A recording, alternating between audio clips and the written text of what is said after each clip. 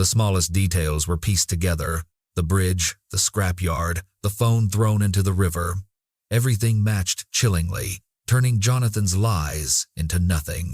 That bridge that's between your home and your work, where you told him you threw her phone off in the river. No way. And you're going to sit there and still say, we have a dive team looking. Your boss is helping. Yeah. We've got dogs in that yard.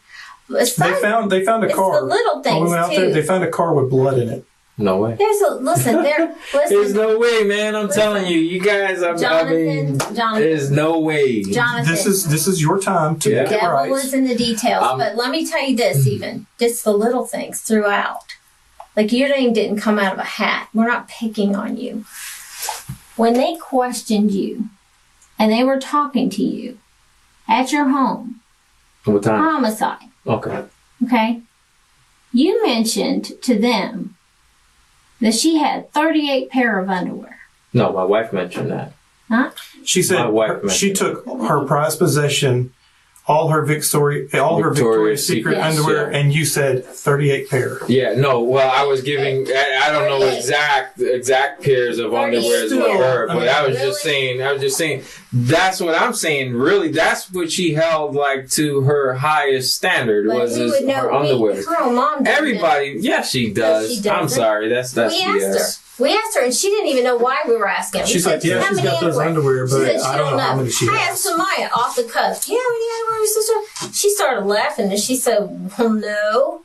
Like, why would I know? But you threw out a number, and it's so funny, because sometimes when people are hiding something, because they're desperate, they will hide it. But their body always tattletales on them. They give off things that they didn't mean to give off. And I can see her sharing with you. To hide. I can see her sharing with you. My wife. Police traced the bloodstains inside the abandoned car. Hidden bags were uncovered, exposing the brutal truth Jonathan had tried to bury beneath the cold earth. Little bags That's packed. the numbers of underwears that she has, because my wife knows. Someone picked her up from school, and someone took her to where you work. I'm sorry.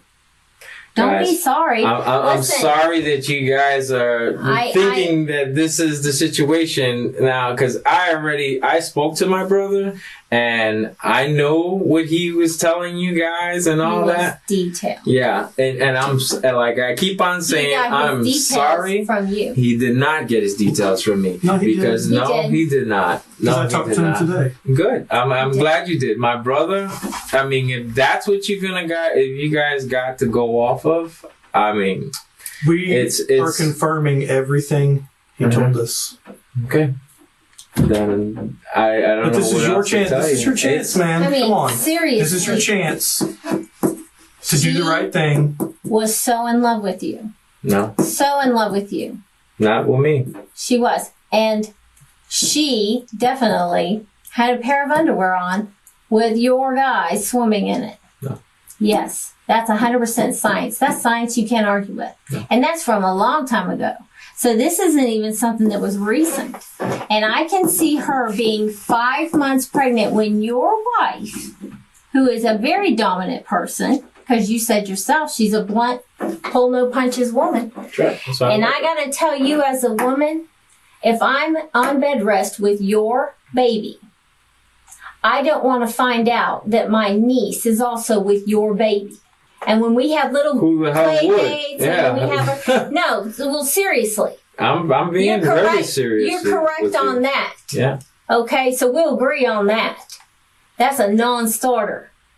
And when you say, well, I don't have any pressure, listen, you did.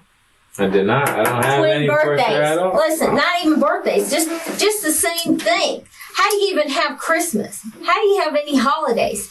Because the little baby Ayana would have had was looking a lot like the one you just had, right? And that's evident from her diary, her 4-page diary, where she goes into great detail about how much she's in love with you. And on top of all of that, we have the DNA. Then we don't even know your brother. He found us. Are you kidding? He's calling us with details. You tried to choke her, and she wasn't dying right, and it was making you sick. Looking at her. That is crazy. Well, that's something no one asked for. Hell, I didn't even know you had a brother. He enlightened us. DNA is science. We can, that's given. In desperation, Jonathan still denied everything, but the victim's diary pages spoke like a voice from the grave, crying out to accuse the one who destroyed her life. She's speaking from the dead. She's speaking from the dead. 4 pages at different times of her love, professing her love, and how she wants to run away. How y'all are going to just be that little family that I talked about. How when you're so in love, you just are gullible and you do whatever someone says. And if they say, hey, pack a couple bags, meet me on the edge of your school property, we're going to run away together. Oh, I believe she did it. I certainly do.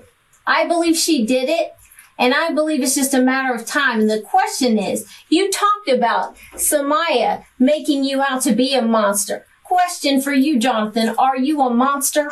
Are you a monster? Not at all.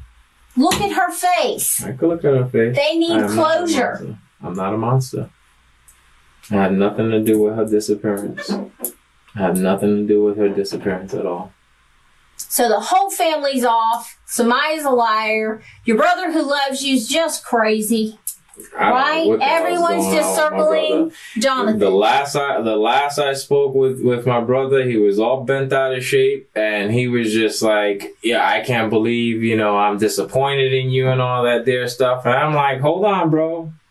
You got this all twisted. I didn't do nothing. I have no idea what the hell happened with this young lady, any of that. So then how did he have all those details? I don't know how he had all those details. I'm sorry. I don't know how he had any of those details. You told him. No. You know you did. I did not. Arrogance blinded his reason, and Jonathan believed he could twist the truth. Yet the evidence closed in, trapping him in the net of justice. This is my partner, Detective Guthrie. We're almost done. All right, just bear with me. I just want to run through this timeline one more time, just so I can make sure I got all my facts straight. Okay, because I talked to you, I took some notes, but I don't want to inaccurately document this. Okay, we've looked up everything. Yeah. Okay, we've done our research. It's when I say we turned over every stone, we have turned over every stone. And we wouldn't call you in here, and we wouldn't talk to you, and we wouldn't give you the benefit of the doubt to tell us the truth if we hadn't turned over every stone. We're not f***ing around. We're not lying to you. This isn't TV. We don't make shit up. Okay? Tell us. Tell us. I don't have anything to tell you guys. I don't have anything to tell you guys. I know, like I told you guys before, I know you guys got a job to do, and I understand. I understand my situation is looking crazy. I get that. But, like, when your facts come back, all of it is going to point in different ways. It's not going to point to me. Which facts? Who do you think it's going to point to? I have no idea. I'm talking about what we have at hand. You guys are homicide detectives. We're talking about my niece being gone. That has nothing to do with me at all. I think it has everything to do with you. Slowly but surely, every fact has come back to you. When the DNA results were revealed, the room fell into deadly silence. Jonathan trembled, but stubbornly denied it all, like a beast cornered to the end. When we came out to your house on the 30th, we asked you for DNA because we wanted to test it against that kit she had in March. Okay, those things take forever to test. We put a rush on it. Okay? We tested it against yours and the dude across the street. Came back to both of you. His and yours. There's no way, man. I'm telling you, there's no way. I'm not bullshitting you, man. I feel kind of bullshitted, bro, because there is no way that DNA would come back to me. Period. How did it get there? I have no idea. Did you? I have no idea at all. I've never had any sexual contact with any of these girls. I never got ever inappropriate with them. And I mean, it's one time that I call Samaya a hoe. It was like, whatever.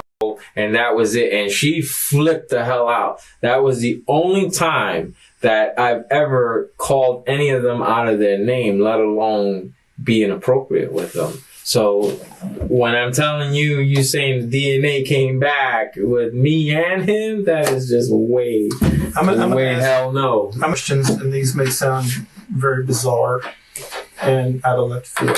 Okay, so don't be offended by this. Have you ever worn her underwear? No, Have you ever jerked off into her underwear? absolutely not. Okay. Your wife, she's a lot taller than her. She Yeah. weighs a lot more. I'm not saying she's overweight, but she's pregnant. Yeah. Does your wife and her share underwear? No, my wife would never wear, And you would never wear your niece's panties? no, never. Okay. Would they even fit? I couldn't tell you. She's real skinny, so Okay. the last I checked that. Do you see where we're going with this? I do.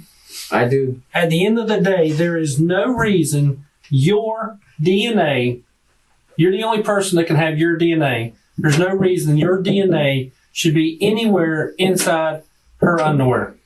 Period. Do you know what dropout is? No.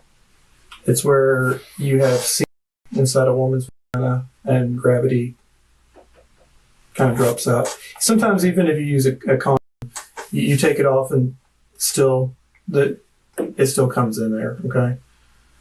Sometimes it's on your fingers, but it's called dropout. Ends of the underwear. It's there. Yeah, I get it, but it's not mine, man. It is yours. That's the problem. Yeah. The reality is the fact that you're going to deny it. At the end of the Because day. it's the truth. It's not the truth. Yeah, man. So And it's not even just regular DNA. It's not like I just touched him and my DNA's on there. It is DNA from you that's on her underwear. And you just told me there's no possible way, with the questions he asked you, that your DNA should be inside of her underwear. Period. 100%. 100%. Well, guess what it is? And I'm serious, honest to God. God is my witness. I will come in here, put a Bible on this table, and put my hand and swear. The fact is, your DNA is inside her underwear. In the moment the handcuffs clicked, Jonathan's eyes went blank. He knew the game was over. From manipulator, he became a criminal exposed to the light of justice. This is your opportunity to get on the front side of this as opposed to the back side of this. Explain what went wrong, explain what happened, and we can work through it. Dude, I have nothing to explain. There's nothing that went wrong. It's nothing that done And out of the went blue, wrong. your brother's just going to call us up I and tell don't us know this story. What the is going on with my brother, dude? I don't.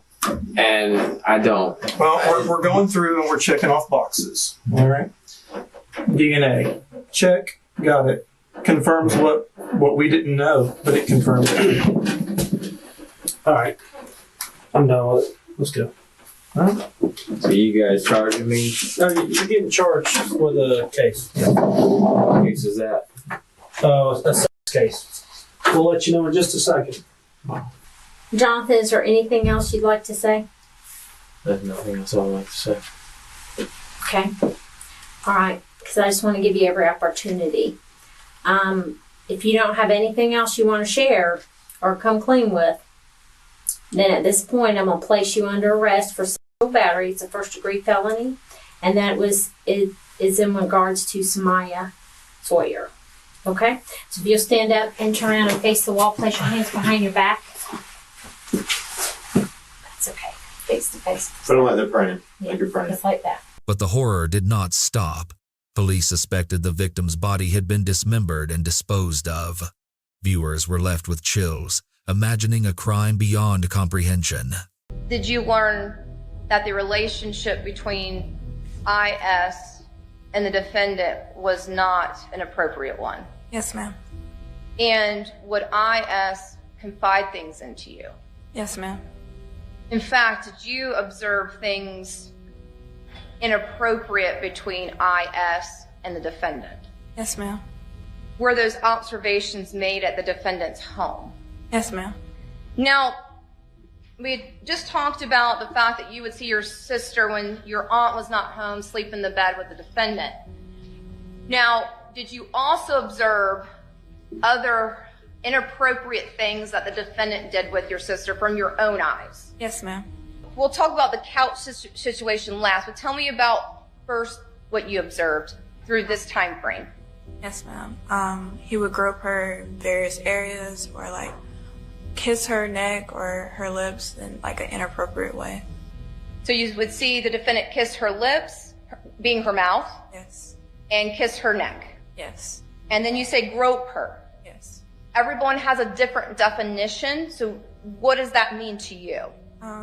To touch inappropriately or in a sexual manner. And when you say touch, would that be on IS? Correct. Or would that be the defendant touching IS? Yes, ma'am. And where would he touch IS? We know obviously the mouth. Yeah. You've told me about the mouth. You told me about the neck. Her butt, her waist, her chest. Now, was there a time frame that you saw anything else inappropriate between your sister and the defendant? Yes. Can you please tell us what happened? Yes. I was on one end of the couch, sleep, and IS and the defendant were on another, having a sexual encounter, and I could hear and feel the couch move. And so just to be clear, was it dark in the room? Yes. Did you ever open your eyes? No. Could you hear sounds? Yes. Could you hear sounds of more than one person? Yes. Could you identify who those individuals were? Yes, ma'am. And who were they? The defendant and IS. Were you aware prior to what happened on this particular day that something inappropriate was happening between IS and the defendant? Yes, ma'am. Did the defendant ever tell you why he liked to talk to you and IS by Snapchat? The message is erased. In fact, did the defendant tell you to not save your messages? Yes, ma'am. And did your sister tell you who was the father of the baby? Yes. Who? The defendant. And what did the defendant do to you while you were on the couch? He was touching me. I know it's hard, I know, but we gotta have you speak up because we just all need to make sure we know what you're saying, okay? I know it's hard. He was touching me. Okay. When you say touching me, I know I have to ask the difficult questions. I apologize again. When you say touching me, what is the defendant touching you with? His genitals. Did you ever go to your mom and tell her? No. Were you, in fact, the one that got confronted about it? Yes. And was that because your mom had found something? Yes. And based upon that, did your mom then confront you? Yes. Had your mom not found something and had not confronted you, would you have told?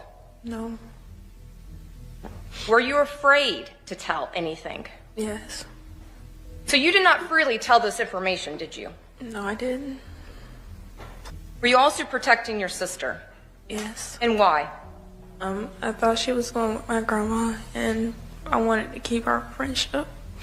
Did you think if you told about this that your sister would be mad at you? Yeah. And did you want to keep her secret from the world? Yeah. If you could. Yeah. You cannot tell us anything that you ever witnessed or suspected outside of those allegations that you questioned your nieces about that would be considered inappropriate behavior between your nieces, ISS or IS, and Mr. Quilles, correct? In hindsight, as opposed to with all the new information, I can sit back and say, okay, well, that was strange. The cooking my niece a meal every time, especially knowing that she was also pregnant at the same time that I was pregnant. At that time, no, but afterwards, having over 4.5, almost 5 years to sit back and think in hindsight, yes, I will say that was extremely strange. When I realized, as when I walked into, I saw him hugging her, and he wasn't hugging her like you would a buddy, a pal, or a niece, or nephew. He was hugging her like you would your spouse, your mate, or someone you was in love with. When I walked out and I seen him, he was hugging her. He jumped. I startled. The trial began. Witnesses broke down in tears as they recounted haunting memories. The victims' families' grief cut deep into everyone's heart, making the courtroom feel the cruelty of Jonathan. Dead. What? Yeah. So now we really need to talk. Okay? How did they die? They were murdered. He said he shot the lady and the kid. And the kid. Okay. He told me if I say anything that he'll kill me too. And this is after you knew he shot him. Yeah. She gave him $10,000 to what? I have no idea. And from my understanding... What do you think she gave him $10,000 for? To kill him. And again, make sure I understand you right. You don't know anybody in Gerald's family? No. Okay. Are we going to see any phone records of you contacting anybody in Gerald's family? No, not that I know of. Is it, well, yeah, let's see. Is it possible? Because if it is, it's we Yeah. can talk about it. I mean, unless I mean, Amelia used my phone, then no. So if it was Amelia used your phone, Yeah. why would she have to use your phone to contact them? I have no idea. Which I know she had my phone for a little bit on Saturday. I mean, sometimes, I'll leave my phone inside the house while I do yard work or work on my car. But if she had access to her phone? Yes. So I guess I'm trying to, now again, is this something where we want to say that, do we want to, Josh, listen, we're here for something very, very serious, okay? Okay. And you have to understand something, okay? Mm-hmm. Your answers just aren't making any sense, all right? We've been doing this for a little bit. We know, we've been doing this for a while, okay? Okay. You seem like a very good guy. You know, the little bit I'm talking to you, you're respectful and you know, you're nice. And you got to understand, sometimes we have more answers than you know. Yeah. All right? We've asked you questions to see where you're at, okay? If there's anything that you think we need to know, I mean, now's the time to tell us, okay? There's probably a little bit more to this story, the whole thing. $50,000 is a lot of money. Yeah. Okay? And, you know, you have to be wondering why I'm asking about that. See, that's the funny thing. You haven't asked me yet. Like, why am I asking about that, right? You know, there's a lot going on here, okay? And I need to understand from you where you were at, okay, in this whole thing. And you gotta understand that right now, you being honest with us is the best thing in the world, okay? We're your best friends here, okay? Okay. You have to be able to explain your actions and what you did. And if we can't understand that, then it looks really bad, Yeah. okay? Let's walk through this a little bit, okay? What are we missing? Nothing that I know of. I mean, told you guys where I was, what I was doing. I mean, you could check our phone records too. We've been fighting for a long time. Well, explain this to me, okay? How is it that you wound up at Cynthia's house, Cynthia's apartment over on Jefferson? Because I have eyewitnesses that put you there. That I ended up there? You're very, listen, let's you have kind of a distinct look. You understand what I'm saying? And you have a distinct car. Well, not a distinct car, I should take that back. But I think it's telling that you said it was maroon, all right? Because that's, an eyewitness describes it as a maroon Nissan Altima with a guy that's your height, hair parted, 2 earrings, everything. You're there, okay? I have no question about that, all right? So what we're trying to understand is why you were there. Why were you at Cynthia's place? And again, I was never at her place. Okay. All right. And I don't even know where she, like I said, I don't know anything about Gerald's family. Nothing. And you were never at his house either. No. We have that document. Yeah, well, I never physically met him. Okay. You were in his house. You understand what I'm saying? Okay. But Cynthia, I was never at her house. Listen to me. You have to understand something, okay? I'm sure you're probably scared right now, all right? Because you're not somebody that gets in trouble. Yeah. Right? Okay? You have to understand, like I said, there's 2 sides to every story. All right. The eyewitness has no reason to lie. Correct. Okay. And there's no point in that. Okay. So you were there. Well, I need to know why you were there. You understand what I'm saying? If there's some innocent reason, I need to know. But I need to know why. So why did you go there? Did you go there to tell them that you were going to pay him back? No, okay. Can we clear this whole thing out? What's up? Okay. So, Amelia was freaking out. Mm-hmm. Long story short, I did chuck my gun over the bridge. Mm-hmm. Simple as that. Okay. Tell me about that. She sent somebody, I don't know who she sent, to go to either talk to them. I don't know if it was the same day or same night, but after that I went to Alchemy and talked, Who did she send? Wait a minute. Hold on. So you were there. Joshua fiercely denies ever stepping into Cynthia's apartment, unaware that detectives already hold the truth to his lies. Behind his silence, another secret waits to surface. Was somebody else with you? No, I was by myself. So after you left, she sent somebody else over there? I don't know. Because I know she was saying before, like, What day were you there? That was on Tuesday. I went there at 3:30 on Tuesday to talk to her. 3:30 in the afternoon? Mm-hmm. Or 4 o'clock. And how long did you stay for? I mean, maybe... I honestly don't remember. It was quite a period of time. Yeah. Why were you there so long? Just to talk to her, just to see how... Did you go inside? Yeah, I actually sat down and talked to her. Mm-hmm. And, Who's her? To the lady, Cynthia. Was anybody else in the house? I think the same kid, Sean. Okay. And how did the conversation go? And I told her I found out about it. I talked to her, and then I guess I left maybe, I don't know, right before I went to 11 something, right before I went to Alchemy. Mm-hmm. And The details Joshua reveals lead detectives to a larger picture. Amelia, his wife, was behind the threatening messages sent to Cynthia. A shadowy conspiracy begins to emerge. From what I understand, that was it. So, if I'm understanding you right, you're saying Amelia is the one that talked to somebody to take care of them? Yeah, and I don't Why? know. I have no idea. Well, I mean, how do you know that? Well, there was a kid that came to our house. What's his name? Jay something. I don't know his phone. I've seen him once at my house, and that was it. And that was for Amelia's birthday party. Okay. And she told me, how she's gonna talk to him to talk to her, to stay away from her. And I was like, it's not making sense, Like, what's going on, or whatever.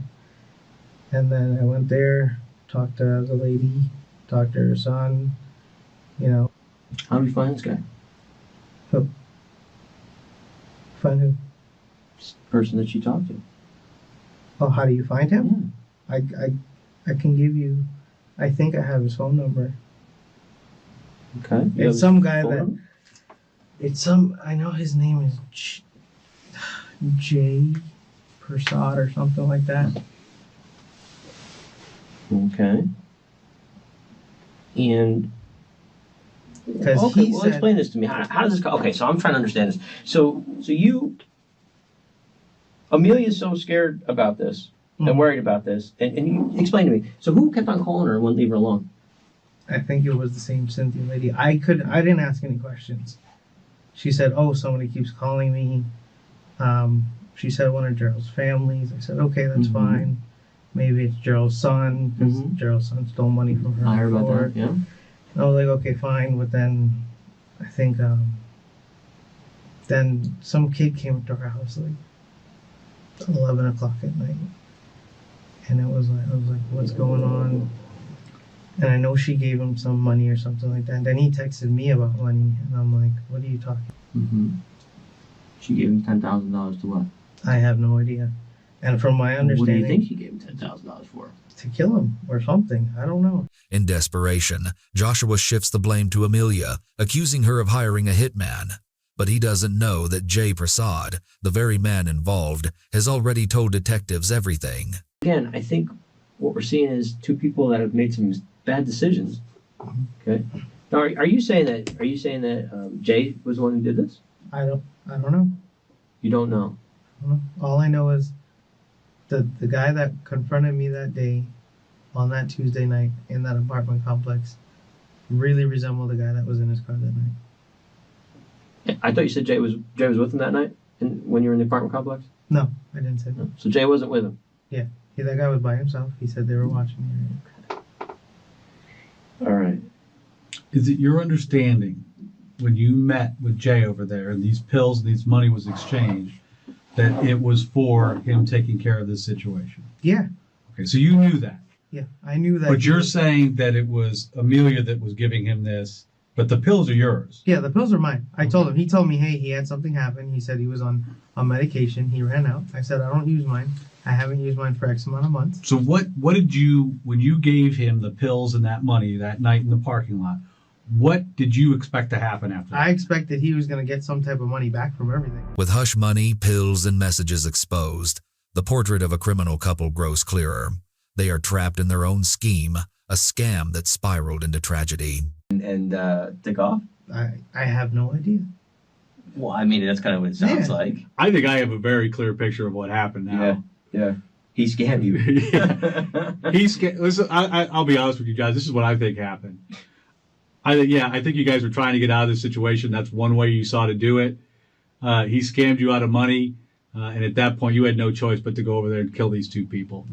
So, I mean, that's exactly applying the fact that I've done this job for 27 years and just common sense to it, and the whole story about you tossing the gun in Daytona, all of that. That's all it comes back to. And I think anybody listening to this story will. Before we do, I always ask people this. Is there anything... Okay, we're going to check... We need to check her TD account with her dad, right? Mm-hmm. Yes. Okay, all right. So that's one thing that we can check and verify. Yeah. Okay, what else? Tell us what else we can check. I just bought a whole bunch of appliances for the house. Okay, we know you did that. And she's admitting that we know you guys were at the Walgreens. We don't even have to look at the video because you both are saying that. We know that. But what else? What else can we, of what you're telling us? All I know is at 11 o'clock, 11 something, I called Amelia's phone. She didn't answer. Okay, we know that happened. I said, okay, that's fine. I said, all right. I turned my phone off. I'm like, all right, I'll just keep to myself. So I probably asked you this already, Josh, but when did you hear about this murder, about these people being killed? Maybe, I think Wednesday, I didn't even really, probably Thursday. Okay, did you see their pictures or figure out who they were? I saw the pictures and I was like, holy shit. And what did you think? I was like, what the hell is going on? Okay, did you ask your wife about what happened? I didn't ask her anything. Why not? I mean, to me, that would seem like a natural thing. I asked her, hey, did you talk to Cynthia? And she didn't answer me. And she said, oh, she's supposed to call me on Friday. Okay. And that's what she said. And I know she talked to Cynthia on the phone. Did it ever come up that Jay Prasad had gone over there and killed them? Did you ever talk with your wife about I didn't. Did you and your wife ever talk about who may have killed these two people? No. I told her, I remember I said, you talked to Jay. Did he talk back to you? Has Jay talked back to you? And I told her I blocked him on Snapchat. I was like, I don't know what's going on. And I said, you could check my phone. I have him blocked on Snapchat. I think she still has him as a friend, so I don't know if they've talked after that or anything like that. I just know for me, I blocked him. And I haven't talked back to him. Did you ever tell your wife that you killed these two people, and if she said anything, you would kill her? No. And her whole family? No. Are you scared of Josh? No. If he did something wrong that put your son and your... Amelia wavers between protecting Joshua and protecting herself. The image of their young son weighs heavily, forcing her to choose between silence and survival. Your son's future and your future in jeopardy, would you tell us about it? Of course. Okay. Did Josh put you up to this? No. Well, this is the stuff we need to know. Listen, if he put you up to it, he put you up to it. That's okay. We need to know these things, though. Again, like Detective Moretti said, I think you're kind of at this crossroads right now, okay? You've got Josh, who you probably love, and he's your husband, okay? But you also have Julian. And you got to picture that little boy. You got to picture not being able to watch him grow up. Think about that for a second. Think about being put somewhere very far away from him, and the only way you're going to have contact with him is through letters. You're going to get pictures in jail, in prison, of your little boy growing up.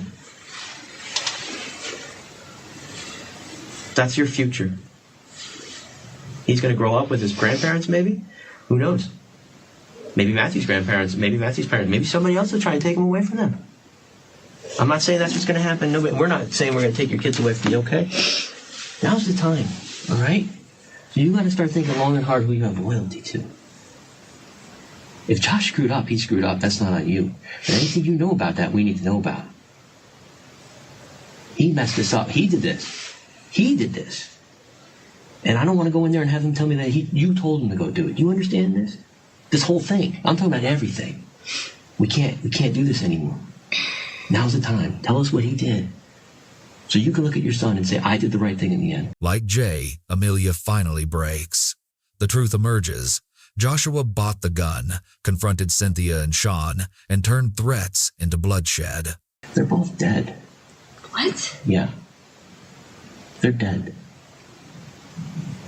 So now we really need to talk. Okay? How did they die? They were murdered. Think about the ramifications about being involved in a first-degree murder. Yeah. All right, so let's start from the beginning. Let's start not from the fraud, but when he decided he was going over there, what happened? Well, she called me before, but she started calling me. And then he wanted to know why she was contacting me, what she was calling me about. So I let her know she wanted to know. She went with her dad to the bank and she looked at the transaction history and she wanted to know what the checks were. So I can't tell her much. And then he's over my shoulder listening to my conversations with her.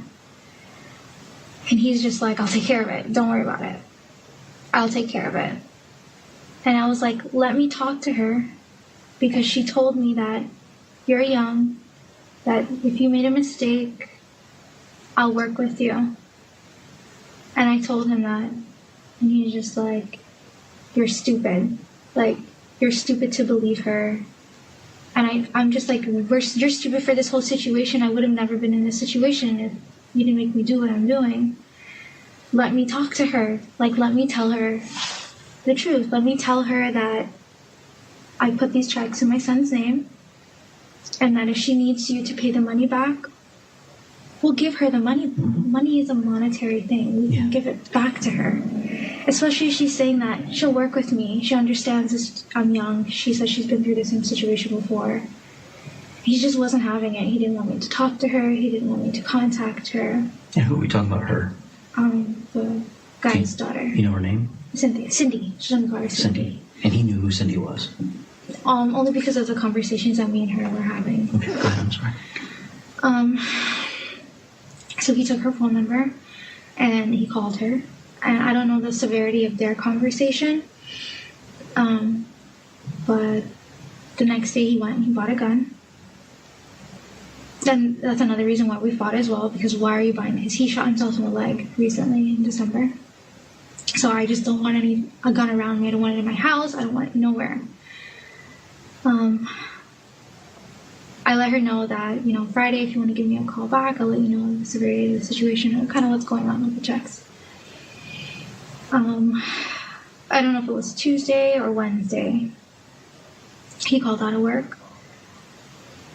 And he said that I'm going to take care of things. Amelia's version led detectives to understand the complexity of the case better.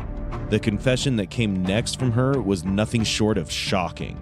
I mean, everything's as normal for me because I don't know the severity of what's going on or the situation. So he buys this gun within a day and then destroys it the next, in about 24 hours that he's bought it. Amelia describes how the weapon was purchased and destroyed within just 24 hours.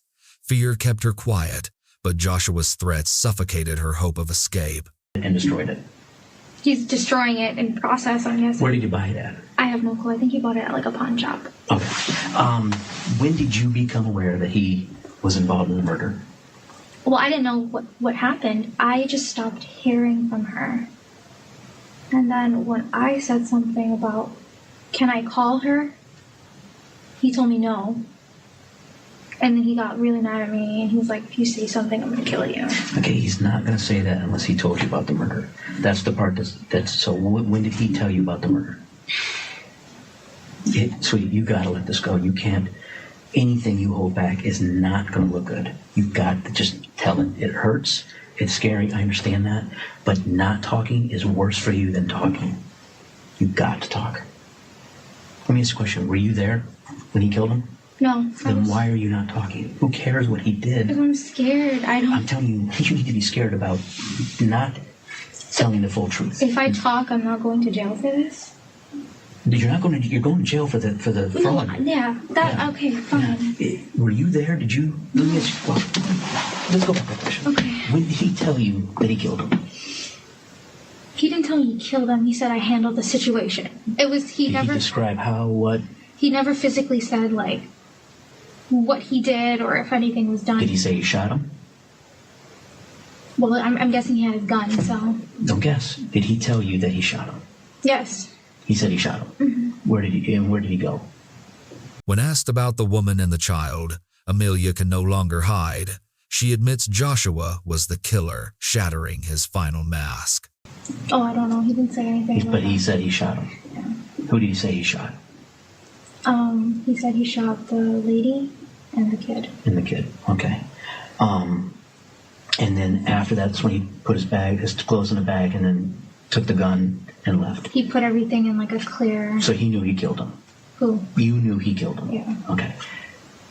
And he his said, his defense is going to be, it was your idea. So this is something you need to get out from underneath this because I mean obviously he ain't gonna do anything but to protect himself. Of course. All right. So when did you know he was going to go over there and shoot him? When I got home for lunch the day before. The day before. You knew he was going over to shoot him. Mm-hmm. Why? Why? How did you know? Oh, he told me. He said, I'm going to go shoot him? He didn't say that. He said, I'm going to handle the situation. Okay, but did he mention the word shooting? No. Okay, did he have the gun and say, I'm going to go handle the situation? What makes you think he was going over there to shoot him prior to it happening? Well, I mean, why purchase a gun the day before and then say that you're going over there? That was kind of like where I was confused at. Very logical thinking. Yeah. And so And from then him buying the gun and what he said, you put two and two together. He was going there. Okay, and then after, okay, go ahead, I'm sorry. He told me if I say anything that he'll kill me too. And this is after you knew he shot him. Armed with Amelia's testimony, detectives confront Joshua once more. He clings to denial, blind to the fact that every text and payment condemns him. You would kill her. No. And her whole family. No.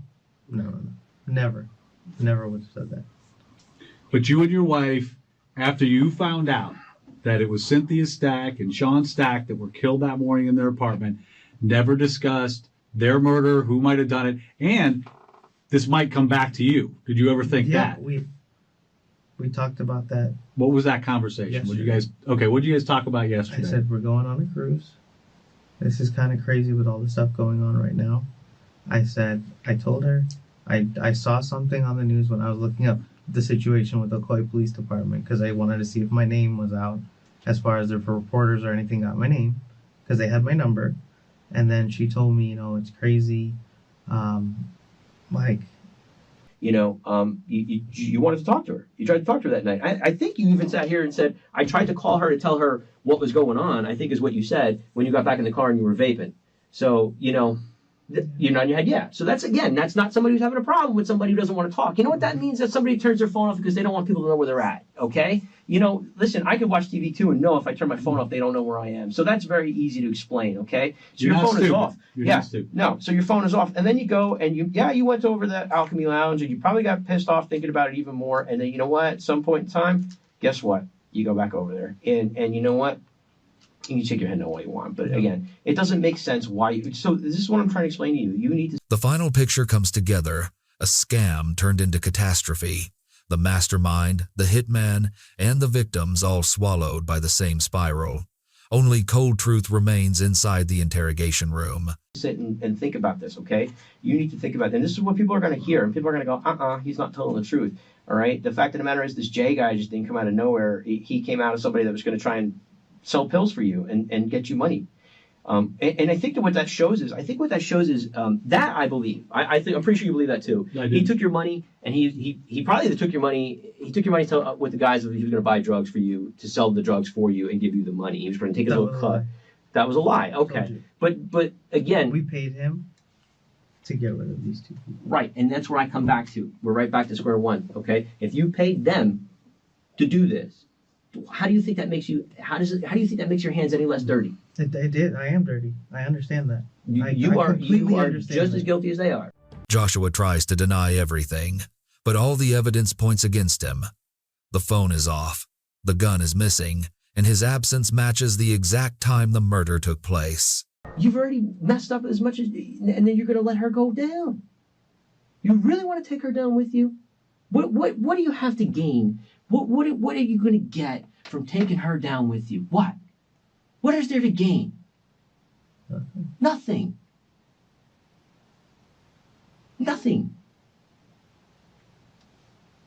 So again, do you think that just by saying that stuff, it's going to go away? No. Okay.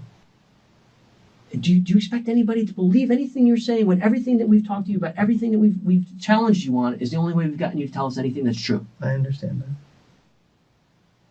But I know that your whereabouts are unaccounted for. I got news for you. Your whereabouts are unaccounted for at the time of this homicide. You understand that, right? Yeah. Your phone is off. Your gun is missing. Yeah. Not Jay. And I got news for you. Jay is not going to admit to a murder for you. Josh, I'll give you even more common sense that just occurred to me. Sitting around, what kind of neighborhood do you think that was, having been there for a few hours? What kind of neighborhood is it? Not the best, I guess. Yeah, it's a rough neighborhood. You agree with that? Yeah. No one kicked in this lady's door. Is she going to open the door to Jay Persad or some 6'5" black guy in the middle of the night? Or is she going to open the door, oh, here's that guy again? But I never went back there. Yeah, you did. He's absolutely right. Yeah, I mean, think about that for a second. She's not going to open the door in that neighborhood for someone that she doesn't know. Like you said, you were having a nice conversation with them. You maybe even left it on good terms as far as, I don't know, maybe it didn't leave it on good terms. But when you went back and knocked on the door, they would have had no trouble. Okay, here's a guy who talked. She would have opened the door for you. She wouldn't have opened the door for these guys. And like I said, you were gonna take so many people down with you sticking to that story. Okay, just tell us the truth. Because the thing I'll tell you, I don't know what's gonna happen down the road. I don't know what, but I can tell you right now, the people that are gonna determine that, they want to see that you were honest about what happened, that you showed remorse.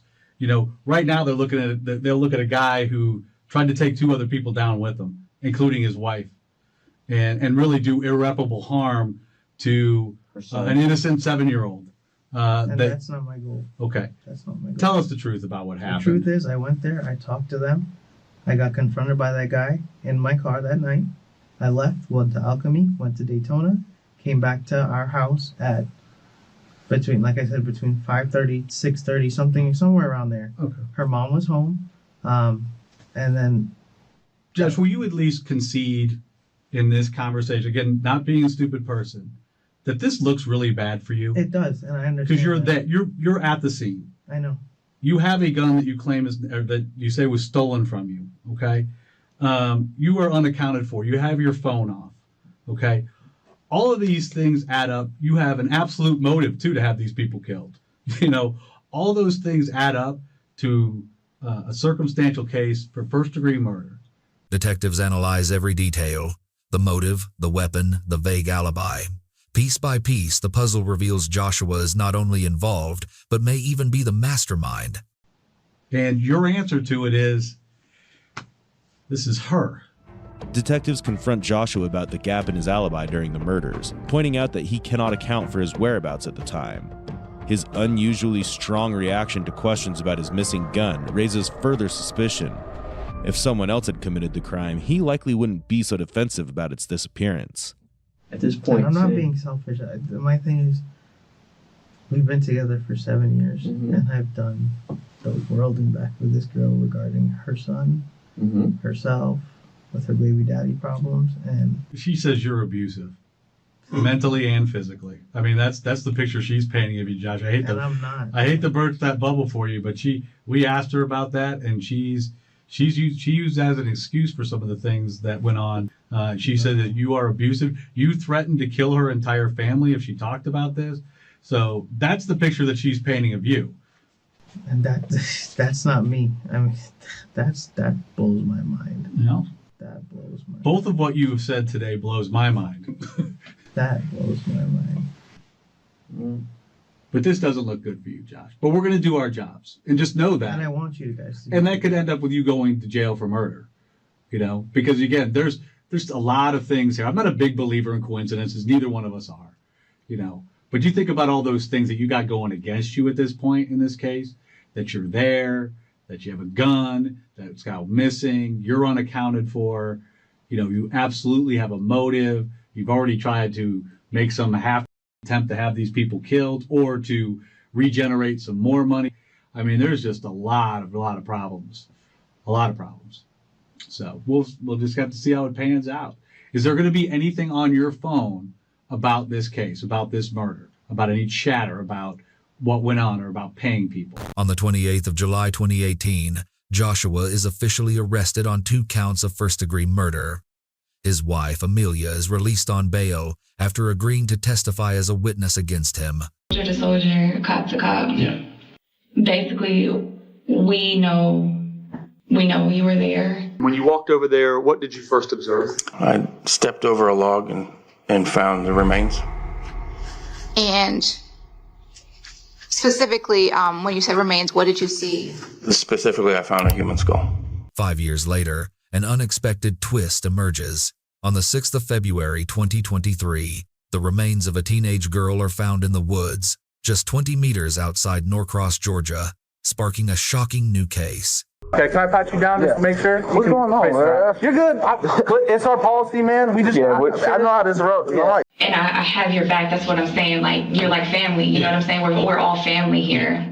Like, it could have been me because he was the person at my door coming and unscrewing my knob and kicking it down and stuff like that. 26th at approximately 6 p.m., we know that Susanna Morales left her home on Santa Ana Drive in Norcross and walked a short distance to the Sterling Glen apartment complex on Indian Trail Road.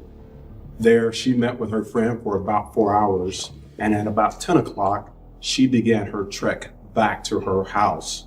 We know that between 10 and 10:30 p.m., Susanna had an interaction with an individual and ultimately was not seen or heard from again. The victim is identified as 16-year-old Susanna Morales. Forensic data quickly links the discovery to a young police officer, once fully trusted by his community. I just play basketball, sorry. Yeah, you good, man. We've been all over this complex. Oh, man, you Dorville? Yeah. How long you been with them? About 2.5 years now. You like it? Yeah. So, yeah, when she first was missing, I was talking to the neighborhood team, stuff like that. They didn't really know anything. I don't really get to too much watching the news, and my girl used to stay here, literally just moved out, and pretty much it. Yeah. Nothing. What are those neighborhood kids saying? I haven't talked to them in a minute, but when she first was missing, it was like they was just with her, and they was joining on each other. Some crazy stuff. Yeah. I haven't heard anything actually. Like me and my girl was talking about it, stuff like that. It was like it's just weird. They said she was walking home, and she just, you know. And that's what we're just out here asking questions and stuff. Like, how many calls do you get like being courteous? None of us are courteous. All right. So we just got some questions. We got to run over like you know, some stuff. It seems like you're courtesy here, so you know kind of things what's going on. Well versed in what's happening in the complex. So you got some time for us to come up to our headquarters and just talk about you know what you see on a daily basis and stuff like that. Yeah. Can that be today? Yeah. Yeah. Now? No. I was actually finna head out. Where are you going? I have to go meet my girlfriend and I have to work with her. Okay. Would I be out by time work? Or What time? 4? Yeah, it should be. I mean, like I said, we just got some questions that courtesy officer between you and the leasing office. You guys probably get calls all the day, and we're literally talking to everyone here. So we're just trying to document we got no lease, man. We're just trying to document everything. That's all we are. No problem. Yeah. Okay. You gotta come with y'all. Can I drive there? We'll drive you, man. Yeah, we'll take you up there. Yeah, you don't gotta waste your gas or anything and all that stuff. Can I drive? County gas, man. Can I call my girlfriend up there later? We'll call her once we get up there. there, okay? Right now, we'll just go up there. You got any guns or anything on you right now? No, I don't. You don't? No. Okay, can I pat you down just to make sure? What's going on, man? You're good. It's our policy, man. We just... Yeah, I know how this road. Yeah. Right. Yeah, you know how it is. You know that we don't want to get our balls busted with the GVM and everything. All right. You can get up front seat, all right, man? Miles Bryant, a 22-year-old officer, is brought in for interrogation. His calm appearance cannot hide the truth. The missing phone and gun leads straight back to the crime scene. So you said you worked at Forsyth? Yes. So how long did you work at Forsyth? Maybe a year. Okay. You go to school or anything? Like college? I thought about it, but I want to get working, so. Okay. So what do you want to do? Me? Police department? I want to get like a crime suppression team, stuff like that. Yeah. And like lead it? Yeah. Nice. It probably goes, not lead us, and then probably goes like CID. Okay. Detective. What kind of CID stuff you want to do? We just have general CID. I don't know. I know it's all breaking up stuff like that. City agencies do that. I want to do like maybe burglary. Stuff like that. I hate people who steal. Yeah. I like these. Okay. So I know that your gun was stolen. Do you know if it was located or anything yet? No, I haven't heard anything. I haven't run it yet. We probably need to check that, see if it's still. But they would have called you. Suspicion grows when Miles reports his gun stolen the very morning after Morales disappeared, yet never requested an investigation. This puzzling move raises even more questions. Did you know her at all, Morales? Nothing? Nothing at all. Never saw her like playing basketball or anything with the other kids? Never. I didn't recognize her at all. That is crazy. However, Alyssa Marvin has a different perspective to share. Had you ever had any personal interactions with the defendant before Susanna disappeared? Yes. And can you tell us what those are?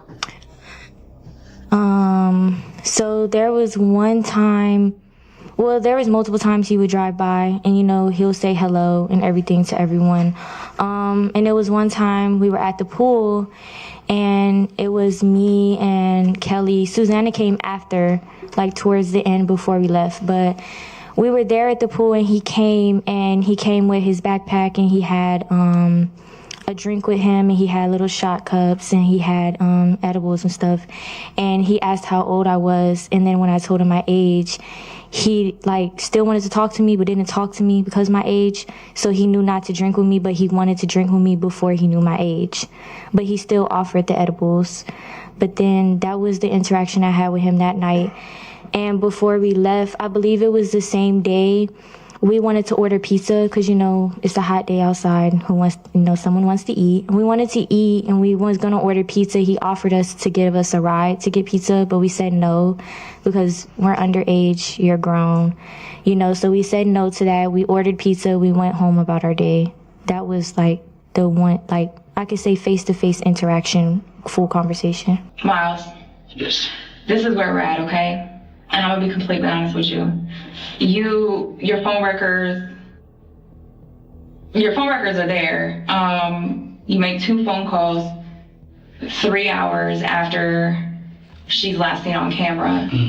And your gun is found right there as well with your phone, where those 2 phone calls are placed. Help me out. I understand where this is coming from. No, I'm saying, I know you do. Just help me out a little bit. Yeah.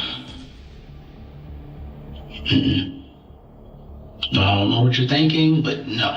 What would you think? You think that's something to do? No, I said, what would you think? Oh no, I get that part, but now my heart's beating. It's like, whoa, I get that. That's almost like, hey, stuff like that. But no, I never been like that, I would never do something like that. I was actually on the phone with her, 2 phones, her and my side chick, like that. And I'm talking to them about stuff. That's it. What's your side chick's name? Avian. Avian, that's the one that lives. Austell area. You getting chased around by your girlfriend and then calling your side chick to decompress. Yeah. And then I talked to my girlfriend and ended up meeting stuff like that. So the phone records put you literally right there, and it's not your personal phone. You call her on your work phone. Yeah. Why'd you do that? I think my personal phone's dead. Okay. But I have both their numbers. I just need to calm down. It shows you in the woods. In the woods? I never left my truck. I think I was near in the woods. GPS data confirms Miles's phone was near the area where the body was found on the night Susanna vanished. The following morning, the signal returned to the same spot, coinciding with his gun report. My DNA, whatever. We've done that. Soldier to soldier, cop to cop. Yeah.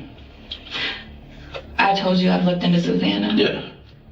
I know what kind of friend she had. Mm-hmm. I know what she did, and I know how she was.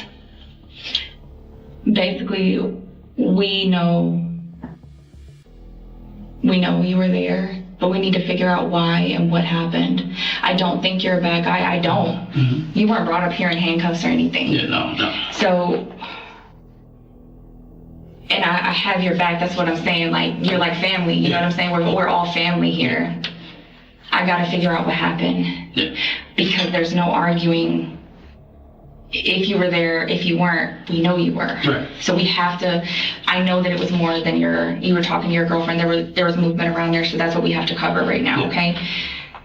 Tell me what happened, please. I don't know. I literally was with my girlfriend, on the phone with my girlfriend, and that's it. In this case, I called the cause of death undetermined due to decomposition with skeletonization. I believe if I had had the intact body, I could have come up with a specific cause of death, but I'm limited. The autopsy fails to confirm the exact cause of death due to decomposition, but the circumstances strongly suggest foul play. The shadow of doubt over Miles deepens. Based on what I have, the body is too decomposed. All I have is a skeleton. Because the circumstances, again, young female, this isolated area where it's far removed from where she was last known to be alive, and no personal effects, no clothing. As a medical examiner with 30 years of experience, if I were to see an intact individual at this type of a scene, first thing I'm going to think of is some type of homicidal violence, specifically some type of asphyxial type component, strangulation, suffocation, chest compression, things of that nature.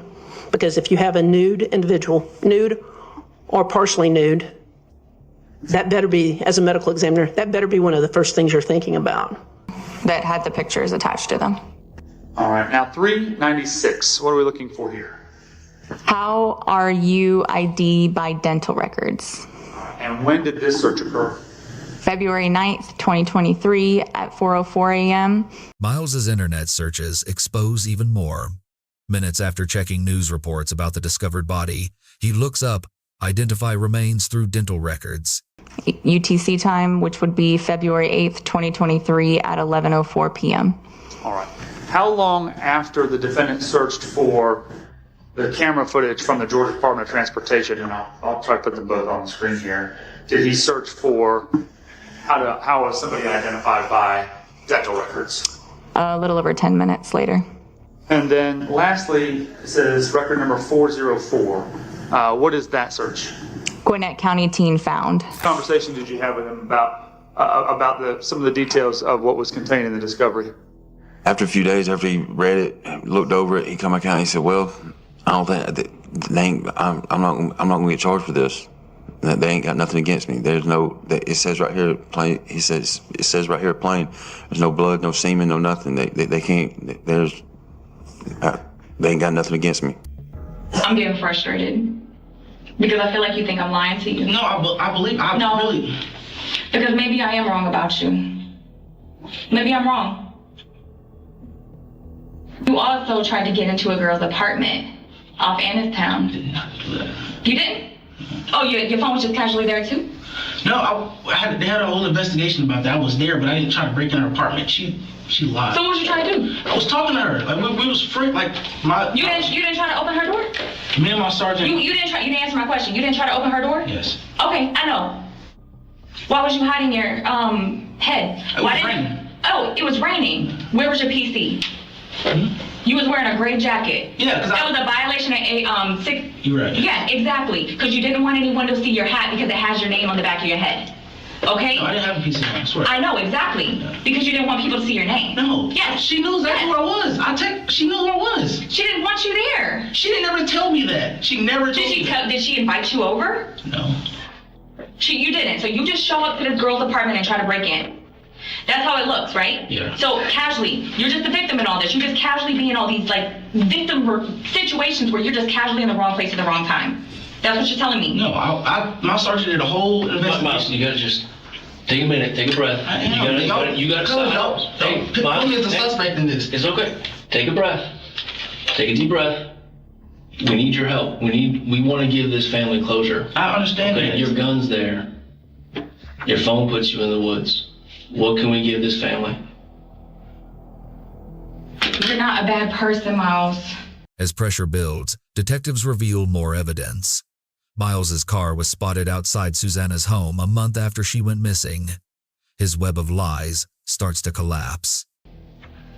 This is not just an effect on you, this is an effect on all officers everywhere. I know, it's not me.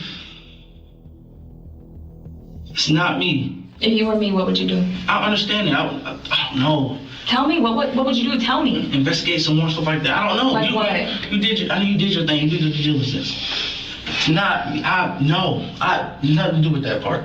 You can ask my girlfriend. When nobody was with me.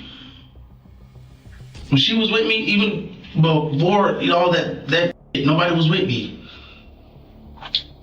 How do you explain your truck being parked in front of Susanna's house a month after she went missing? What you mean? So do you guys use Vigilant? You know what Vigilant is? Mm-hmm. So it compiles, you got LPR cars? Yeah. So it takes every LPR car, and it takes all the LPR cars from like the repo people, and it puts it into Vigilant, and we can research that.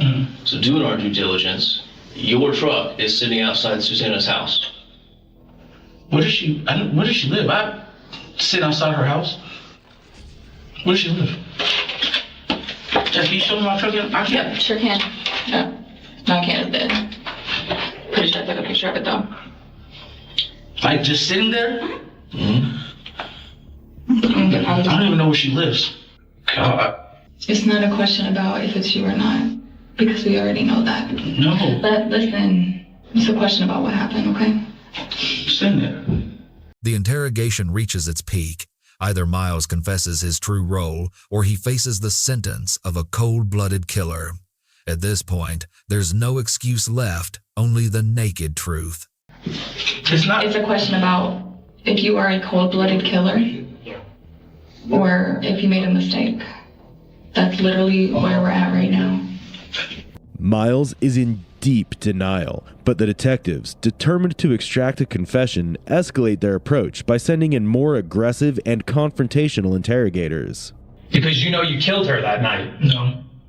So, yes, the evidence is yes. No, I did not kill her, and it wasn't nothing. So then did you dump her body there? No. Did somebody else kill her? I don't know. It had to. It wasn't me. Well, you have some part. You have some sort of part in it. There's no other way you could have all this on this incident. There's no other way unless you have a part in it. I have no part in it. It's impossible. It's a bold-faced lie. It's impossible. So you're telling me right here, you think that a jury's going to believe you when your gun is there, your phone is there, your truck is in front of a house a month later, 3 days after the incident, you're calling her sister to find out what they know? Do you think a jury's going to believe that? No. Especially the jury now. Yeah. Juries hate cops. Yeah. The truck incident, was it moving? I don't remember ever stopping and looking at somebody's house. It was stopped. Yeah. You know, it's probably the same thing where, you know, you found the sign of the missing person and you just randomly call her sister to find out what she knows or what she can tell you, and now you just randomly went out and parked in front of her house to see if maybe you could be the superstar who finds her walking down the street and return her home? No, none of that. No. Well, then what connection do you have with her address? Nothing. Evidence closes in on Miles, the phone, the gun, the car outside the victim's home. Data never lies, and the truth is tightening its grip around him. If it's a neighborhood, I drove around the entire neighborhood. It's not. Why? What you mean? Why would you drive around her neighborhood? I told him I drive around everywhere, but not for her. It should have been just sitting in front of her address. So here's the thing. Here's the way those LPRs work. Yeah. Because it's not from a police car. Police cars, those run all the time. Right. The repo people don't turn them on the street. They're going through parking lots, apartment complexes, neighborhoods. They're looking for repo cars. That's where we get most of our data. So you were parked. I couldn't be parked. You said it yourself earlier, the data doesn't lie. The data doesn't lie that your phone's there. The data doesn't lie that your gun is there, where her body's found. The data doesn't lie your truck is sitting outside of her house. The DNA sure ain't gonna lie, because that lasts forever. Yeah. It can't, I could not be, that's the one that's frustrating me. Outside her house, sitting there, it couldn't be. That flusters you? That's what's frustrating you? No, that was just saying, that's the part. Or is that one of the many things that are a coincidence that night? Is that what you think you were gonna get caught on? No, what, call him. I didn't think I would have nothing to do with this. This badge is supposed to stand for something. It's supposed to stand for the obligation somebody takes to serve and to protect their community. Every officer takes that sworn statement. It's on the side of police cars. They are to serve and to protect.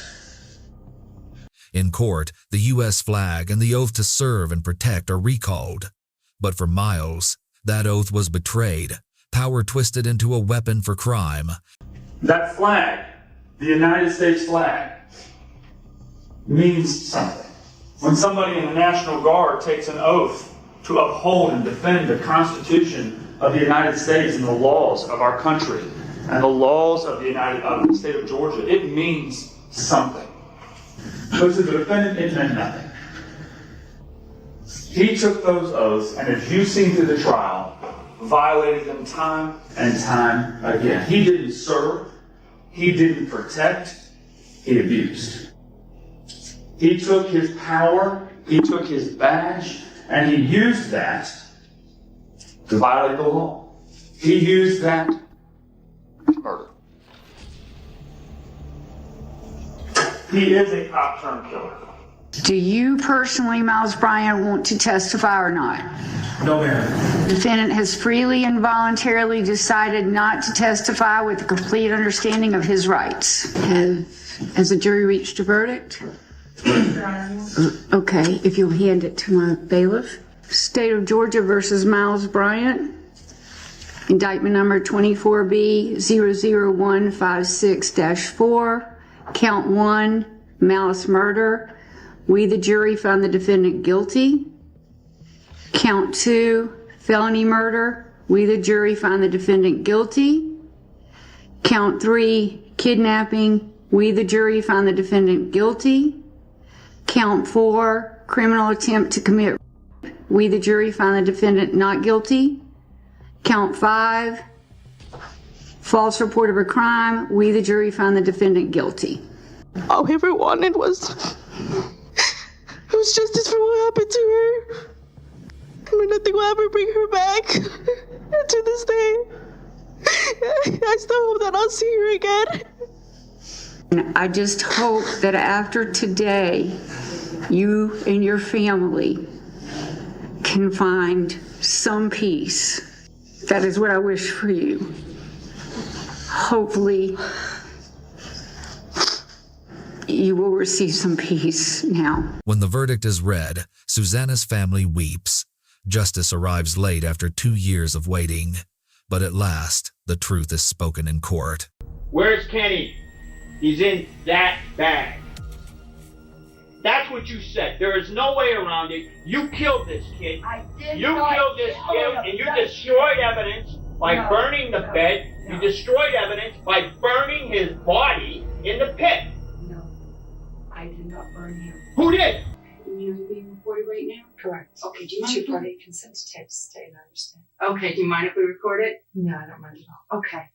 And Sheila, we're here. You had mentioned Adam earlier before we go on tape. Who's Adam? Is he a tenant of yours? Or? No. Oh, I'm sorry. Adam is Kenneth Michael County, but he wanted to change his name. Okay. Now, I didn't do that. It used to cost $50. I don't know what it costs now, but I wasn't going to give him my last name or bar. He wanted to be with me.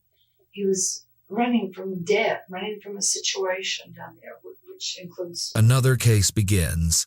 At Sheila Leber's farm, ashes from a fire pit revealed fragments of bone, the start of a chilling and horrifying secret. Pedophilia. Okay. He's confessed this to me, that he has raped numerous children. And he was running from debt. But he didn't start in with this. Or obviously, I wouldn't have let him stay in my home. Oh, yeah. So,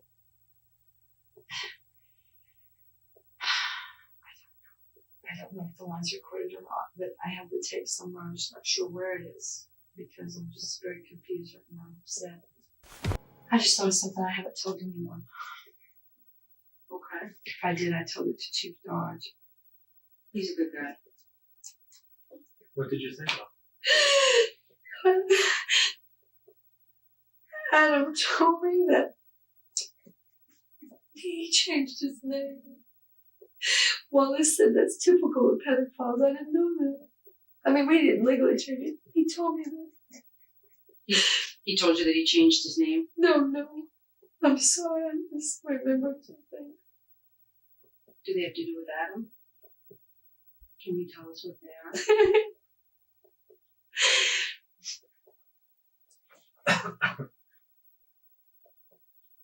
He told me that he had been planning to rob me. And that he had, because I noticed somebody had been in my purse. And I said, Adam, are you going in my purse while I'm asleep? He said, yes. Come that Adam ended up at your house, huh? The first time? Yeah. Well, he didn't spend the night or come inside the first time. Let me ask this, Sheila. Yes, sir. I was told that recently Adam ended up in some sort of a wheelchair. Oh, okay. Tell me about that. Okay, all that was I said, do you want me to push you in the chair this time? And he said, yeah, I've always wanted to be pushed in a wheelchair. But he's a heroin addict. He's a crack addict, and I didn't know that. Adam is? Yes, he told me this, and he Where claims did the wheelchair come from? Walmart. It's a Walmart chair. Oh, it's a right Walmart chair. Oh, okay. Yeah. Okay. And this was down at the Epping Walmart? Right. Did he have any injuries on him? Yes, he did, because of the pot that exploded from Walmart, a glass pot. I don't remember what date that was because I have a background in surgery.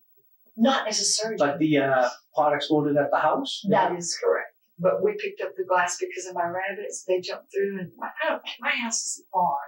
It's just the way I am. And that's true, and that's what's we didn't make. So you were pushing him around in the wheelchair at Walmart. But he didn't have to be in the wheelchair. It was just for fun. Correct. Not to make a deal with Walmart about that. We didn't. I swear. Sheila paints Kenneth as a fallen man, but his pale skin and haunted eyes at Walmart tell another story, one of fear, weakness, and control. God, we did. But it was just for fun between you and Adam. Right. That's fun. Right. That's right. I want to go back to when you were going to try to help Adam. All right. How did you go about trying to help him? Well, I helped him financially. Financially, I didn't give him money. No. I'm not talking financially. When you were going to try to help him get past this pedophilia issue, how did you try to help him? All right. I hired a polygraph expert, paid $700 cash. Recently? Correct. In fact, it may be in the mail. I haven't seen it, but he already told me that he passed. Basically, the test entails Kenneth Michael County having sexual intercourse with someone who he calls mother. I've heard her voice one time, and she is not British. Apparently, she's been coming into this PD. I can't speak for the PD, but trust me. He said that was his mother. She is not from England. Now, the stepfather, I've never met any of these people. The woman parades around naked. A sworn statement that I took from him was faxed to FPD, Billerica, and Wilmington. I'm getting a little confused.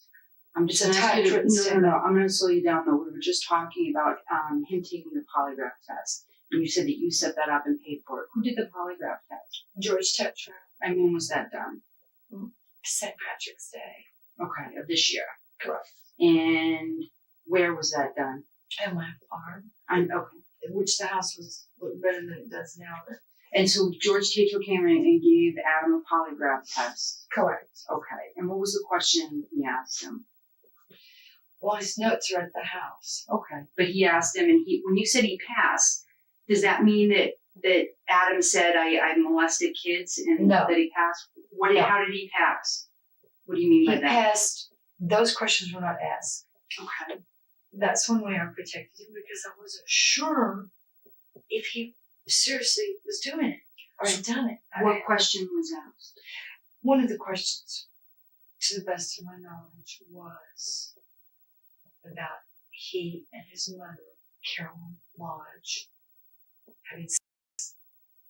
And he passed that. And he passed the part that it's been occurring since I don't know if Georgia, because I wasn't allowed there. But it's tape recorded legally. I got consent first, but I'm not sure where the tape is. It's in one of those suitcases I have out front. So he admitted to having sex with his mother when he was a child, or her having sex with him. As he said, as far back as he can remember. Did he admit to having sex with any children now that he's an adult? Not in front of George Tetro, no. Did he admit that to you, though? You said earlier? That is correct. Okay. Did George ask him that question? No, he didn't. Okay. Do you believe that he had? Do you believe that Adams had sex with children? I don't know. Okay. I know that, but the way he looks. But you had said earlier, I thought that The story unfolds. Sheila's childhood was steeped in violence. As an adult, she preyed on fragile men, twisting love into manipulation and harm. I thought you insinuated that you might believe that he may have had sex with children. Well, yes. And it disturbed you how he looked at children. Yes. Did you think that was a problem? He said his mother says he has a staring problem. Okay. I said there isn't any such thing as a staring problem. Did you think he was a danger to children? Yes. Okay. Yes. And so when you were trying to help him get over that, what you said that you burned the videotapes.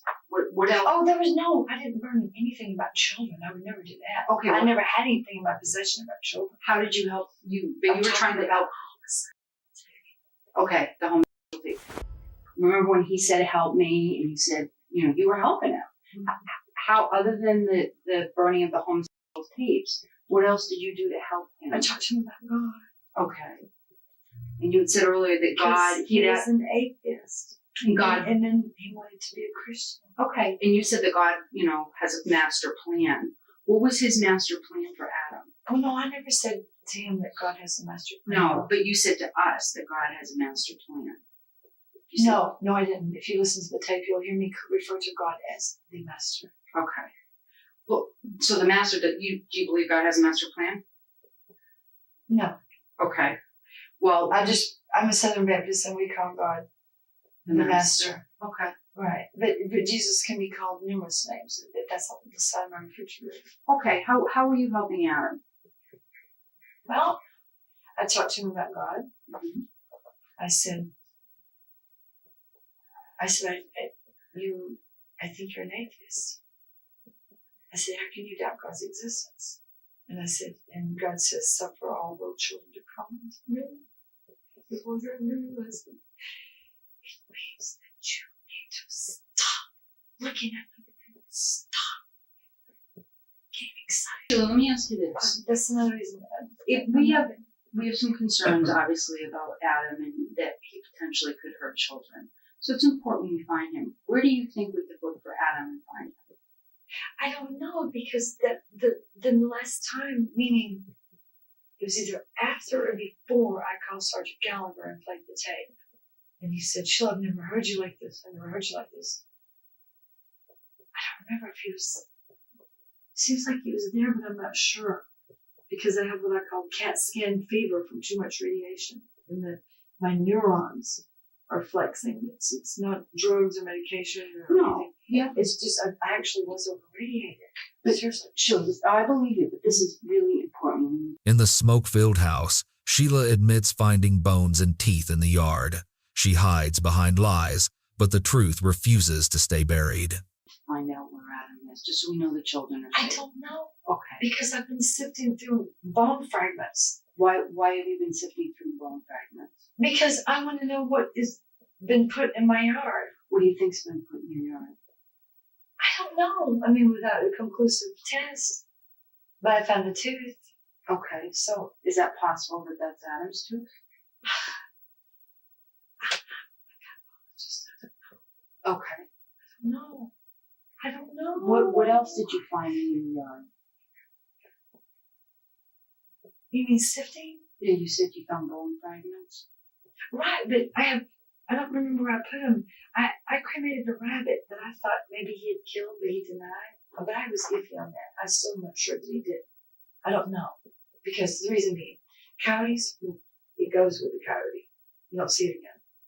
Fisher cats, they eviscerate and they take it with them. So with a human, we'll leave it. He'll leave it. So somebody left a dead rabbit? One in mine, correct. And he watched it cremated in the general area where now I'm finding different bone. Okay, so who watched you cremate it? He did. Adam? Mm-hmm. And when did you find this dead rabbit? I don't remember. I'm sorry. Okay. But he watched you cremate it? Yes. Okay. So today is Saturday. Was it within the last week that you cremated the rabbit? I don't remember for sure. I really don't. I'm sorry. That's okay. It's not really, I don't remember because I don't sleep upstairs. I was sleeping downstairs and I only burned the mattress because it just grossed me out because now I have to go get an AIDS test because he said he thought he had AIDS and he had blood coming out of his manhood. He had blood coming out of his manhood? He got real sick. It wasn't meaning, I don't know. I thought he was just withdrawing from heroin. I said, do you have syphilis? Do you have AIDS? I said, do you have AIDS? And he says, and I just froze. So, what do you think the bones are from? I don't know. Okay. Without a test, and I don't have the capacity to test that. Right. When did the bones show up? Well, I didn't notice the bones until the police were in the yard yesterday. So when the police came to your yard yesterday, that was the first time? But I mean, I'm not talking about the rabbit bones. I picked most of those up and will dispose of them. These are the bones that you can't identify what they are. The bones. Repeat, please. The bones that you can't identify what they are, what they belong to. Correct. Okay. Correct. Those are the bones, not the rabbit bones. I'm talking about those bones. I couldn't find all the rabbit bones because I'm sorry for that. No, it's okay. So, but I'm interested in these other bones that aren't the rabbit bones. I'm starting to get confused, Angela. We gotta slow down so I can understand. If you said that he has a potential to hurt himself, okay? Well, I've seen him hit himself. Do you think he'd have the potential to kill himself? When police raised the idea Kenneth was killed and burned, Sheila deflects, claiming suicide. Yet her words only sharpen suspicion against her. Yes. All right. If Adam was going to kill himself, I think he is suicidal. How would he do that? How would he kill himself? I don't know. I couldn't possibly say. I don't know. Did he ever tell you? He told me that. Let's see what did he say. Oh, he said something about burning in hell. Will I burn in hell? And I said, I don't know. That's such a mess. Such a God. I can't tell you that. If Adam was going to leave your house to kill himself, where would he go? I have no idea because. Would he kill himself at your house? Probably. Okay. Because he had a habit of walking up the road and standing there at a tree. Okay. So if those bones that are at your house that you know aren't your rabbit's bones, is it possible those are Adam's bones? Well, using the word possible. Inside the interrogation room, Sheila tried to dodge the truth. Her words circled like smoke, but her anxious eyes betrayed everything. Then one could say it is possible, but without definitive testing, I don't know. What if we have them definitively tested and they're Adam's bones? Then either he or someone else did something to him. Okay. But if he did something to himself, he wouldn't be able to burn himself, right? Sure he could. How would he do that? Well, I mean, I don't know how he would do it. I could only speak about myself. But I'm just saying, if somebody kills themselves, it's kind of hard to burn themselves. You know what I'm saying? Oh no, he's a sadomasochist. Okay. How would he do that then? Well, I don't know because I didn't see. Okay. But I know that the fire was blazing. And he said to me one time something to the effect of, I don't know if it was set myself on fire. I emptied my shells from my weapons. You emptied all your weapons? And put those shells up when he was around. What kind of guns do you have? I have a 38. Honey, I know you're scared. It's okay. You're trying to climb. I have to take you out. It's not have water. If you're scared. I have a 38 revolver. I can't think of the brand name right now. Let me ask you this, Sheila. Is it possible that you might not remember something, but that maybe Adam tried to hurt you and you had to defend yourself against him? Did anything like that ever happen? Well, I smacked him one time like this. Okay. Why did you do that? Because he started acting crazy and weird. He just started jumping and jerking around in my rabbits from the floor. And what happened when you hit him? Nothing. What did he do? He hugged me and cried. Okay. And I said, I'm sorry for slapping. Other than that time slapping him, did you ever physically confront him? Hit him, no. Smack him, punch him? No. Strike him with anything? No, he got injured from a Walmart product that's no longer, I don't see it in the store anymore. It exploded. I had water boiling in it. I don't know what he was doing, but he was over there close to it. And it had a lid on it. And that's been jumped, I think, at the effing dump. Well, it have to be. Sheila, do you think Adam might be dead? I don't know. Does that concern you? Well, it concerns me because I don't want him to come back and harm me or my animal. Did you want him out? I wanted him to be safe. But did you and want him happy? But he didn't move around his mother anymore. But Sheila, you're not answering my question. Did you want him out?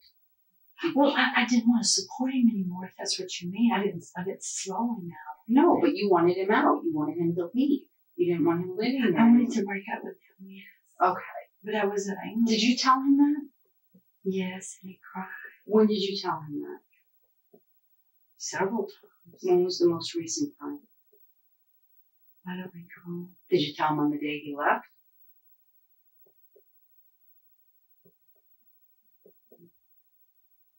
No.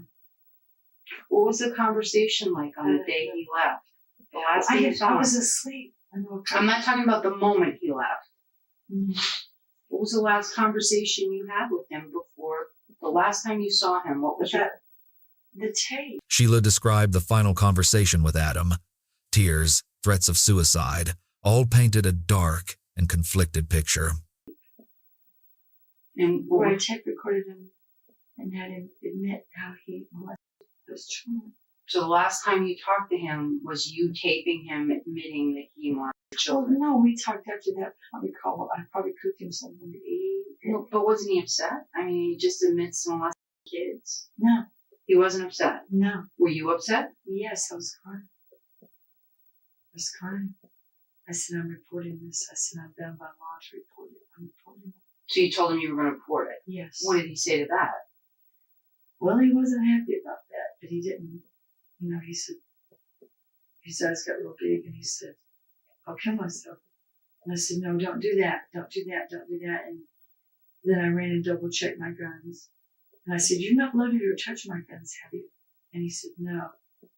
And then I put them up somewhere else. I had him do something that I could put them somewhere else. So then after that, I moved them back.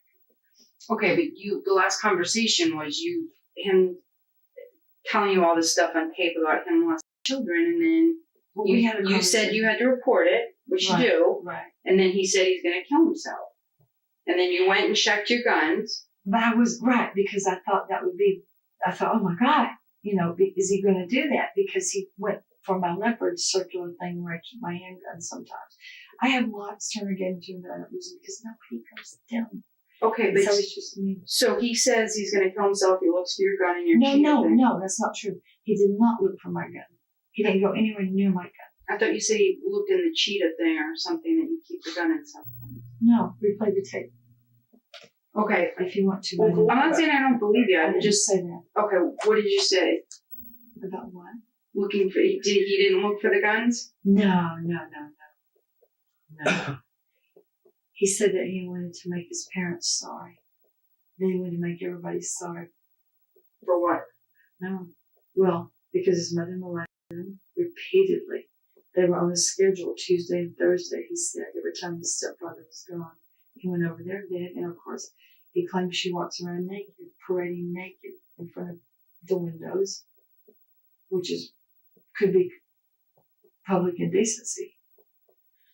If children see it or it's harassing other people, and I don't do that. Okay, but let's get back to Adam for a minute. So you tell him you're going to report it to the police.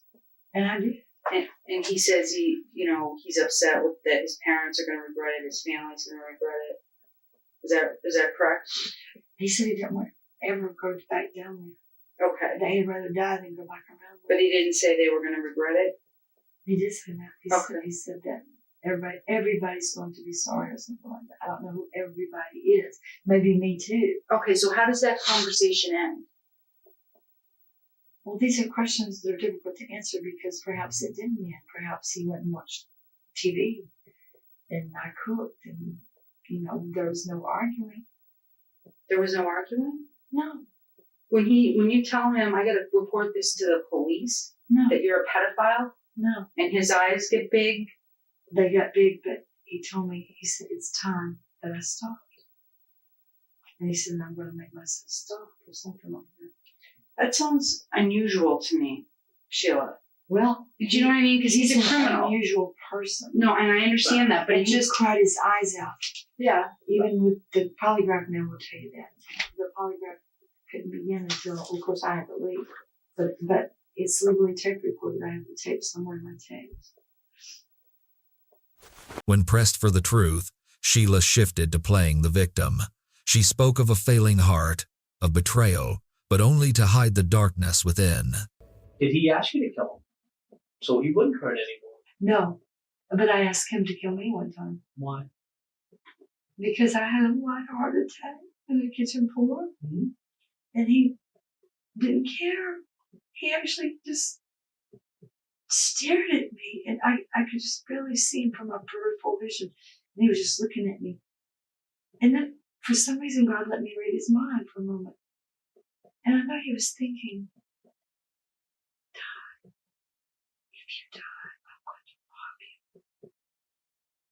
I asked him, when I got myself out of the floor, I said, you were just thinking about robbing me.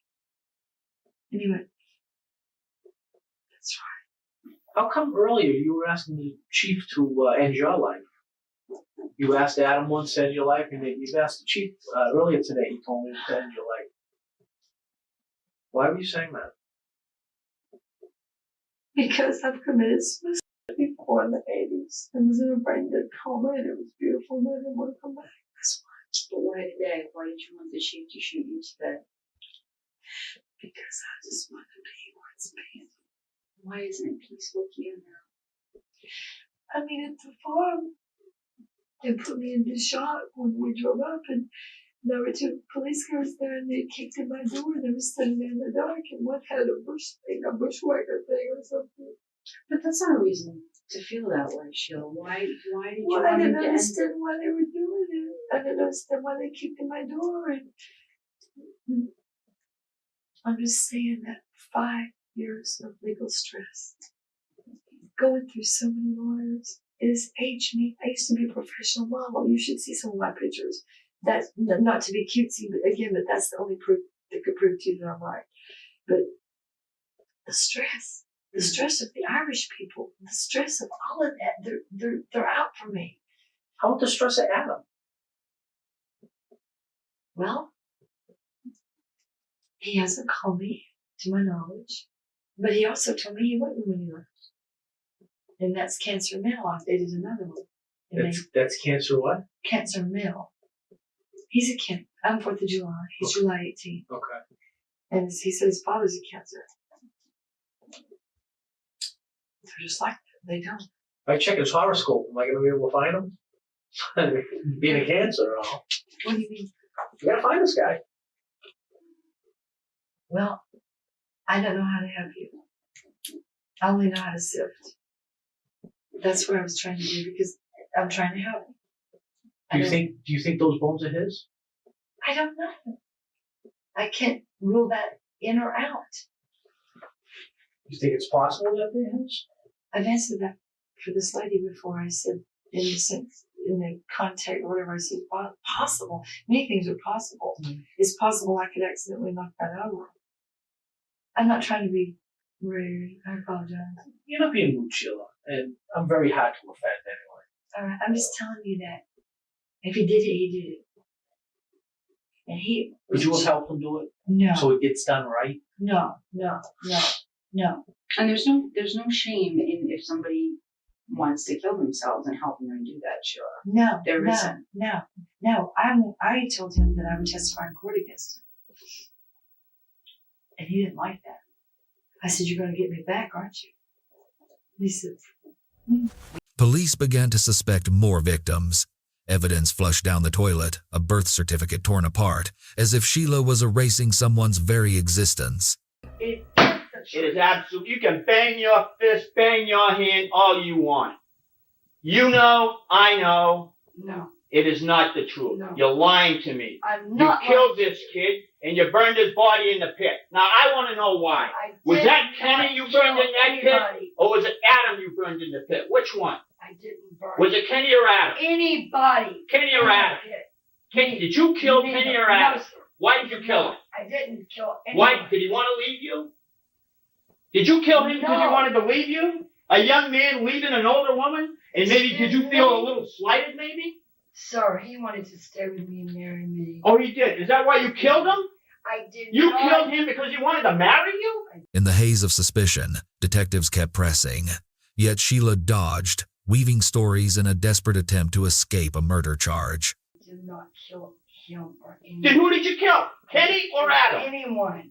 Then how can you explain telling Officer Wallace that Kenny is in that bag? He's in that bag. How can you explain that? Because he had threatened to set himself on fire. Just a minute. Oh, so he did this to himself then, right? I don't know that. He did this to himself. And you might have went out there and helped it out a little bit, right? No. No? No. No. Throw the bed on top of the flame too, on top of the fire. Destroy the bed. Why did you burn that bed? I've answered that question. No, you didn't answer it because you lied to me. I want the truth. Why did you burn that bed? Because I didn't want to. Because there was blood on the bed. That's why you burned that bed. No. You do is destroying evidence. No. Just like Adam or Kenny. You destroyed Adam or Kenny. Why? Because he's evidence. And how did you do that? No. You put that guy in the burn pit. No, I didn't. You're a liar. I'm not a liar. I did not, sir. And I called Chief Dodge to tell him I was burning the bed because I had slept on it or whatever I said with a pedophile or whatever. How do you know he was a pedophile? Because he made a sworn, legally recorded tape to me. Yeah. I heard that tape. So? I mean, what do you mean, sir? I heard the tape. It's a joke.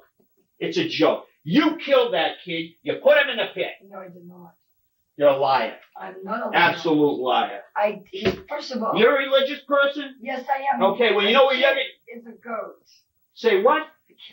Yeah, well, he's 24 years old as a kid to me. 25. You killed that kid. 24, 25, 26. You killed him. I did not. You put him in the pit. This is the first time I found out that he's dead.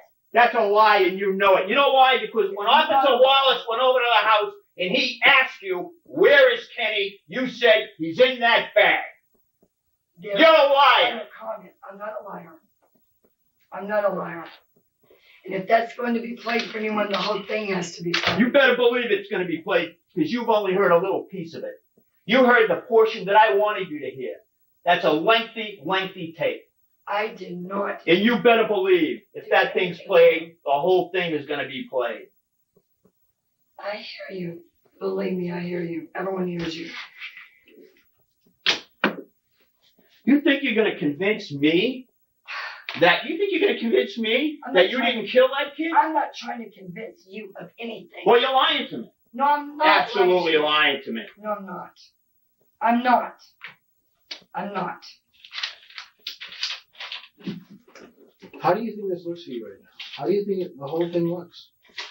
Well, based on the racism and... Forget that. That's got nothing Give to me a do with break. it. It's a saying.